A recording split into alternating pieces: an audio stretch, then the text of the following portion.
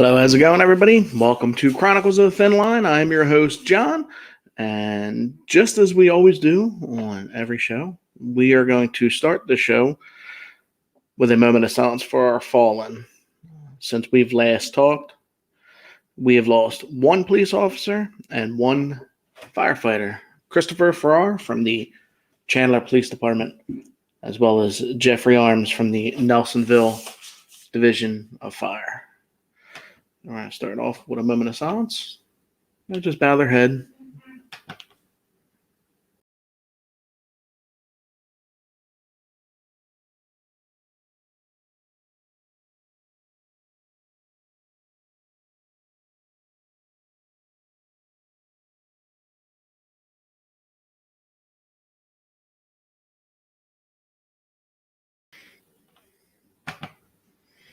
All righty. So this week we have some interesting topics that I want to go over with everybody. It's pretty important. Everybody knows that these days the police department is they're held at a extremely higher standard than most, and they're under a microscope most of the time. And there's a lot going on with minimum staffing. There's a lot of police departments. As a matter of fact, 80% of police departments across the country are understaffed. And why is that? Well, there's a lot going on with the government, the pay. The Broward County Sheriff's Department is offering a $10,000 sign-on bonus. $10,000 sign-on bonus. There's not many places where you could go to get a $10,000 sign-on bonus. But another issue is because there's a lot of police officers out there that are joining the police department for all the wrong reasons. They want to go on what seems like they want to be on a para trip. They were the ones that were bullied in school, and they want to go into the police department and get a little bit of power.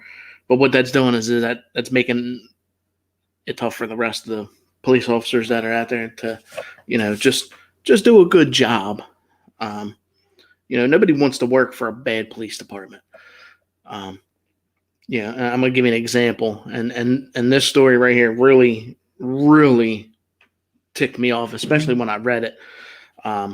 If everybody remembers, back on June 26th, now this goes back to June 26th of last year at the Loveland Police Department, they were called for a 73-year-old female who reportedly had dementia, and she had walked out of a Walmart with about $14 worth of items. Not the crime of the century, for crying out loud. $14 worth of stuff. You'd have thought with what went on, she was trying to steal 16 cars, a tractor trailer, and kidnap 4 kids. $14 worth of stuff. She goes back into the Walmart and she attempts to pay for the items, but the Walmart employees, they basically tell her no, which I don't understand. Walmart, the lady came back inside to turn in the money. She's got dementia. She's 73. I mean, it's not like she walked out with what the Annapolis Police Department guy just did. He sold thousands of dollars worth of items, and he's charged. And he worked part-time for Walmart, but that's here nor there. So the Loveland Police Department, the officers pulled up on her, and they basically, in my eyes, roughed her up. I mean, they throw her down to the ground. She suffered a broken arm, a dislocated shoulder, and they bruised her wrists all up. My question is they acknowledged in a video, there's a video from the police department. It's one of their security cameras. And there were multiple officers sitting at the desk, and they were laughing about the body cam footage. The one officer was like, "Oh, I can't believe I used force on a 73-year-old female." And then they started talking about when they heard the pop. The guy was like, listen, you want to hear the pop? You want to hear the pop? Oh, that's not cool. You guys are the reason police officers are having problems they are. because you're jackasses. 4 of the officers have resigned. My big thing is, why didn't they call for EMS when they heard the pop? That's not something your body normally does. Your body doesn't normally make popping sounds, especially when you throw her down to the ground. And then you didn't even get her EMS when you got back to the station. You guys are the reason that police officers are frowned upon. So if you're joining the police department, do it for the right reason. Do it because you want to protect people, and you want to be there for people. I posted something the other day about the police officer. I can't remember where it was, but a young lady, she was visually impaired and she fell in the middle of the street. Well, the cop that drove by, he backed up, he pulled his car over, and he picked her up. There are good police officers out there that do good things, like the Selbyville Police Department.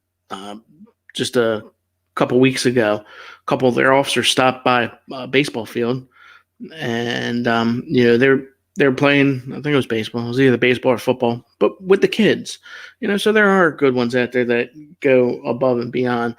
But things like this would give police officers a bad rap when you're just not there for the right reasons. And to laugh about it, look, there are certain things that police departments and fire departments, when we go on bad calls, we have a way of talking about certain calls and what we can, the appropriate things to say. We need a way to vent. We need a way to, basically get rid of the bad vibe that, you just been on a bad call.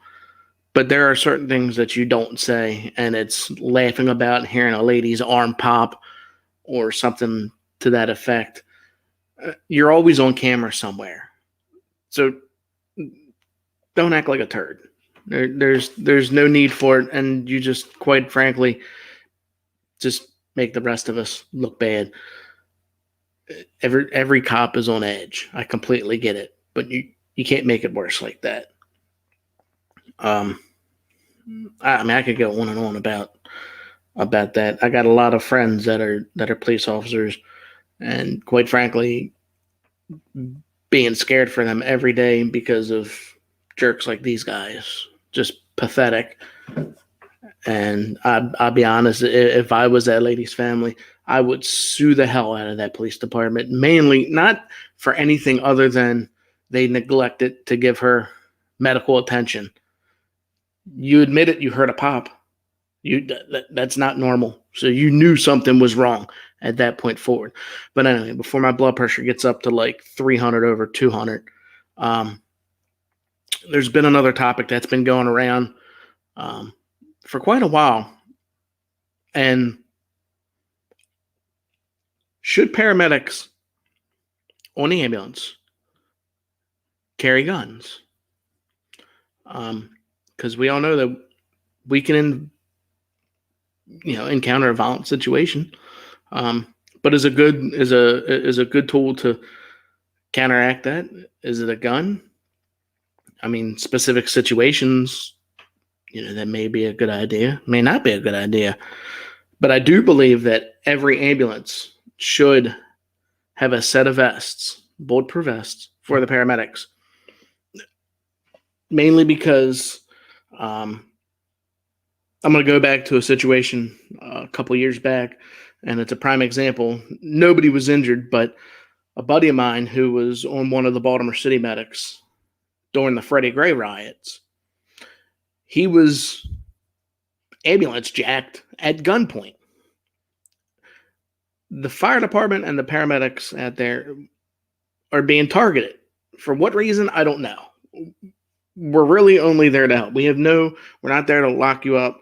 We're not there to enforce any laws. We're there strictly just to save your life, pretty much. But I like what Florida has done. Florida's been doing a lot of good things. They introduced that anti-riot bill where you could be charged with, a higher crime if you're deemed being a rioter. But in 2019, July of 2019, they passed a bill allowing specially trained paramedics to proceed in to unsecure scenes with a firearm. Now, mainly that type of call is, tactical situations, drug raids, SWAT calls, high risk situations, active shooters, stuff like that. But it's a step in the right direction. I don't think every paramedic should carry a gun during every situation.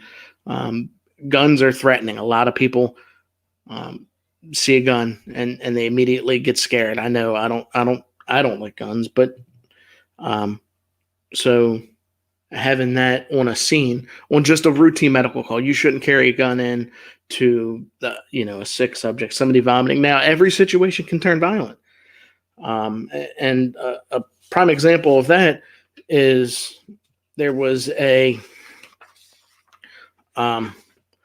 situation in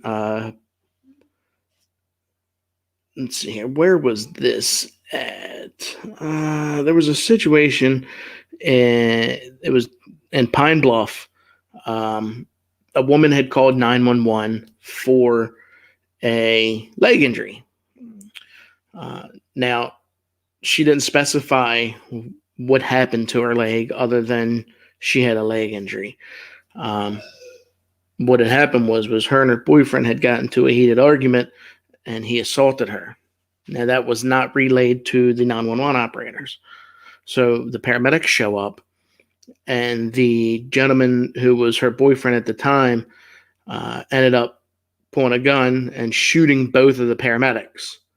Now, luckily, one of the paramedics who was carrying a firearm at that time ended up returning fire and killing the suspect. Both of the paramedics are in stable condition, but it's a simple thing of anything can happen at any given time, and you just never know.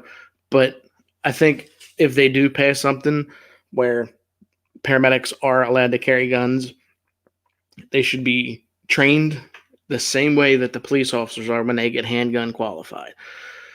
Learn how to protect their gun, learn how to shoot their gun, the proper, everything that they need that police officers do, they should have that same training.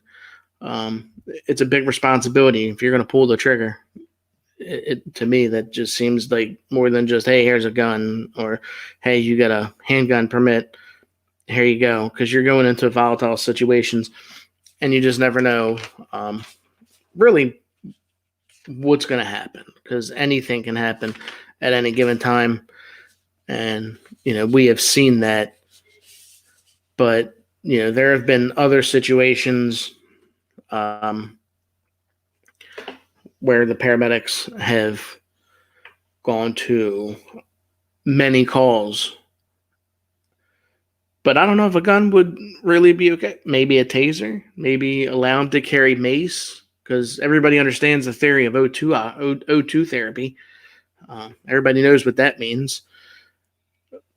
But I think in certain situations that paramedics should be able to carry weapons. But there have been a couple of things that have happened over the last week or so that have been absolutely amazing. And I'm going to start with, this happened a couple of days ago in Minneapolis. Everybody knows the police in Minneapolis right now are completely just under a microscope and being watched at every single thing that they do. Well, at the Wells Fargo Bank, there was a hostage situation, bank robbery, and it started at about 2:00. The police responded for a possible robbery, and the police got there. There was FBI there, and at about 10:30 local time, all the hostages were released and nobody was injured. That's just absolutely amazing that nobody was hurt, no shots were fired, and the gentleman who was a suspect went to jail. FBI was there, and there was FBI markings everywhere. But they had said that there were witnesses out there that um, had admitted that they were really proud of what the police department was doing. And, they were giving hugs and, thanking the police officers. And that's really, really big for Minneapolis. That's a step in the right direction, especially with everything that's been going on. It's really hard to trust that police department. At least if I'm a civilian, it's just, not a good place to be right now. But I want to start on the top story for tonight. And this happened on May 2nd. And there was, if anybody follows the news, Ocean City, Maryland, the Route 90 bridge, there was a 5-car pileup. And the accident was pretty bad. It ended up leaving a pickup truck teeter-tottering on the side of the bridge.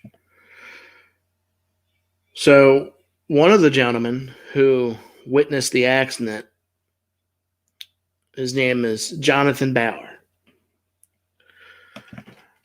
And he saw the accident happen. He was actually involved in the accident. He did an interview today. He wanted to remain anonymous because of the whole situation. But he did an interview today, and he said that this was the only interview that he was going to do. And he's been quiet up until this point. And that's just absolutely amazing. He got out of his car after he had been hit. He had his 13-year-old daughter with him. And he had noticed that somebody was pointing down into the water. Come to find out that there had been a young child in a car seat that was ejected out of the pickup truck that was on the side of the bridge. Well, this isn't just an ordinary bridge. This is about a 25 to 30 foot drop into about 5 foot of water. Now, at that speed, you're hitting the water at about 35 mile an hour, which is enough to pretty much break your legs or pretty much break anything that you want that hits the water. And it's not going to be fun. But this gentleman jumped in. He had said that he took off his shoes, and he had said that he didn't know why he took off his shoes. But he climbed over to the edge, and he went down feet first. He said he landed feet and knees, and he got the baby. Picked the baby up, and there was a pontoon boat that was coming by. Initially, when he had jumped in, he said that he had not seen any boats. Now, when you jump in, I've never jumped from 30, 35. Hell, I don't think I've jumped from anything above 10 foot. But to jump from a bridge and not know if you're going to make it to save a stranger or an infant, that's just heroic by any means of the fashion. This guy had no clue who this child was. He had no clue about anything. He was involved in the accident, but he did a selfless act. And Jonathan wanted to remain anonymous up until he did his interview today with multiple news agencies. But he said that he didn't want to be recognized by anybody. And I can understand that there are people out there that do good things just to do good things. They don't want to be recognized. Like you see all these videos about people helping the homeless, and they tell their buddy to, hey, let's video this. It don't need to be on video to be a good deed. Whatever happened to just doing a good deed to do a good deed? And I'm not telling everybody to jump off a bridge to save somebody, because that's I don't know if I would have. You never know what you're going to do in a situation like that. But I do know that this guy is a hero. And to want to remain anonymous is good. It's just, he did what his heart felt he had to do. And it shows that not only do paramedics and firefighters save lives, but there are good civilians out there, good Samaritans that just do it to do it. The firefighters and paramedics, and police, they get paid, or that's what they're trained to do. This guy had no training, no previous military experience, no training. He just did it to do it. But if you have a good news story, you can email me at thethinlinepodcast@gmail.com and tell me what you've experienced. Have you ever been saved? Have you ever had to call 911 and during a extremely hectic situation? I know my stepdaughter had to call 911 a couple of months ago, and she did a hell of a job. Teach your kids the proper way to call 911. Everybody should know from a certain age that 911, for one, is not to be played with. You were to not prank 911. It's not funny. It's not cool. That ties up an operator from helping somebody that actually needs help. But teach them as a child their address, their phone number, and, teach them the appropriate times to dial 911. It could save somebody's life one day. Maybe a neighbor's, maybe yours, maybe theirs. And also, on that topic, if you dial 911 by accident, folks, don't hang up. Please don't hang up. We're going to call you back. The best thing to do is to just stay on the phone and tell the operator, hey, it was an accident. People butt dial 911 all the time, especially with the new iPhones where you get the SOS.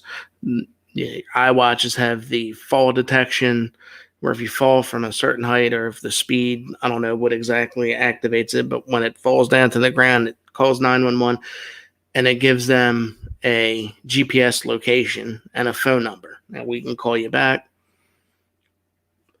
But know that if you accidentally dial 911, just stand in line and say, hey, I'm sorry, it was an accident. I didn't mean it. And, phones do mess up. You have the 911 phones that a lot of parents give their kids because, it has internet access through Wi-Fi, but it can only dial 911.